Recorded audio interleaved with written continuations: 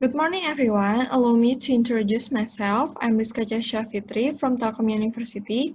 I would like to share about the title of my paper is Demand Forecasting for Drinking Water Products to Reduce Gap Between Estimation and Realization of Demand using Artificial Neural Network or ANN methods in PT-XYZ.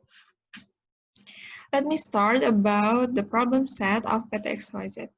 Every day, PT-XYZ delivers its products to consumers, which are divided into 4 segments, namely home of delivery, mini market, away from home, and modern MDC.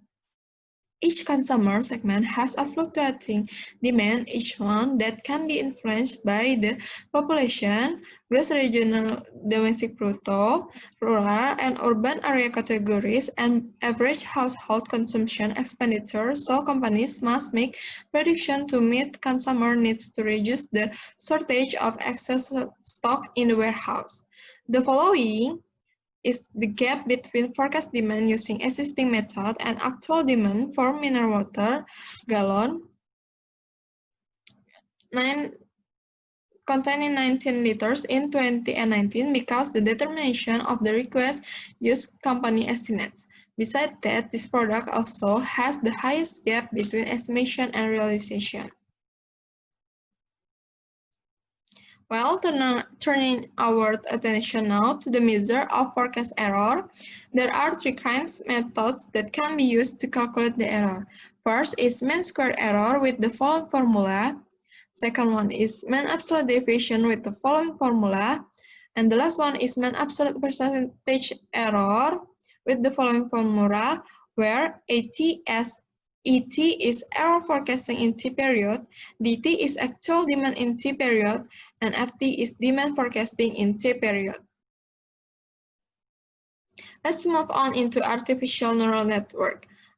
ANN has 3 layers as follows. First is one input layer consisting of 1 or more neurons with the appropriate number of input patterns. Second one is hidden layer consisting of 1 or more neurons with the amount determined through trial and error. The last one is one output layer consisting of neurons according to the output pattern based on input variables entered. Multilayer perceptron. MLP is one type of neural network that is often used because the architecture and the simple learning process make it easy to learn. As example is on the screen, first is feed forward, and the second one is backpropagation. Feed forward is to calculating forward from the input layer to the output layer to get the error value, and the backpropagation, which means the opposite of feed forward, which is counting backwards from the output layer to the input layer to make correction to errors and updating the weights. So earlier is a little material used in this paper. Now I go to the result and discussion. First step is identification of input and output variables. Symbol X1 is input for actual demand data, X2 is input for average consumer data per week, X3 is input for GDP per capita data, X4 is input for average demand data per week, X5 is input for average data for each consumer demand, and Y is output for forecasting result. After we identification the input and output of variables, we distribute the training and testing data, and the yield data used in this study are 24 data. The data get from the historical data in January 2018 to December 2019. As for the distribution of data for training and testing is in a ratio 8:2.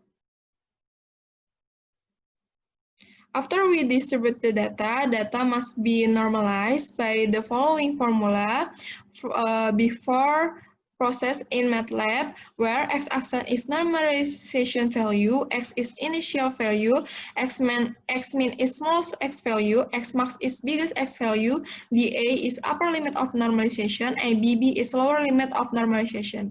This table show us the result of normalization data.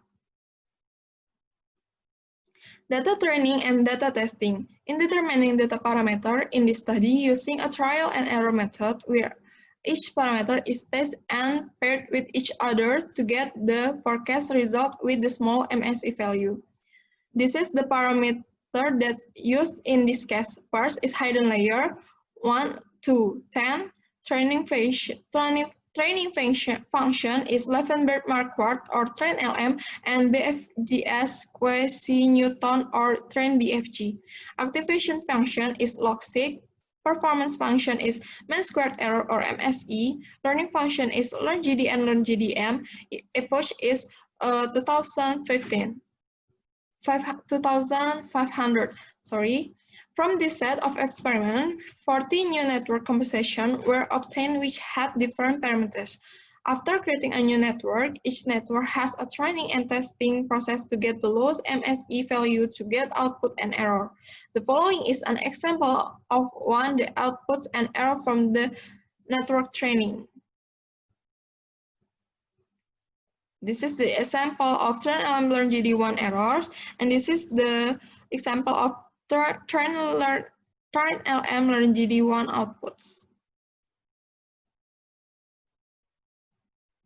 After we get the result from MATLAB, the data must be denormalization with the following formula, where x-axis is normalization value, x is initial value, x min is smallest x value, x max is biggest x value, BA is upper limit of normalization, BB is lower limit of normalization.